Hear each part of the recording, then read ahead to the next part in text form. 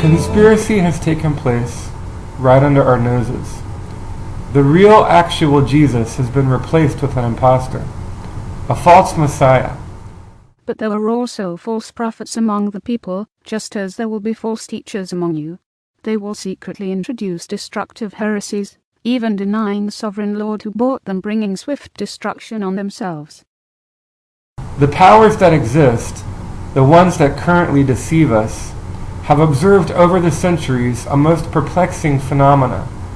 To their dismal disappointment, persecuting Jesus' followers did not result in the destruction of his message as they had hoped. Many will follow their shameful ways, and will bring the way of truth into disrepute. In their greed, these teachers will exploit you with stories they have made up. As they destroyed each host, it only replicated exponentially among those who observed their acts of savage, twisted cruelty. They learned over time, persecute the real Jesus, and you only multiply his followers. I tell you the truth, unless a kernel of wheat falls to the ground and dies, it remains only a single seed. But if it dies, it produces many seeds. They therefore switched their strategy to one of surreptitiously and secretly replacing the real Jesus with a false one created in their own idolatrous image. For such men are false apostles, deceitful workmen, masquerading as apostles of Christ. And no wonder, for Satan himself masquerades as an angel of light. With this false Messiah, they manipulated and cajoled the masses into following their traditions and rituals, bending each constituent towards their personal prejudices and petty indulgences rather than the teachings of the one. It is not surprising, then, if his servants masquerade as servants of righteousness. Their end will be what their actions deserve. In the place of enlightenment and truth, those who follow this fabrication find emptiness, hollow half-truths, and a meaningless multiplicity of contradictions. The Jesus they present to you is not the real one. Dear friends, do not believe every spirit, but test the spirits to see whether they are from God, because many false prophets have gone out into the world.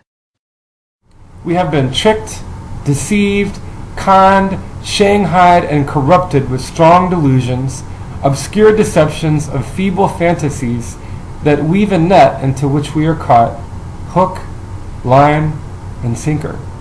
Say to those who prophesy out of their own imagination, hear the word of the Lord. This is what the sovereign Lord says. Woe to the foolish prophets who follow their own spirit, and have seen nothing. They say don't judge a book by its cover. They say there's more than meets the eye.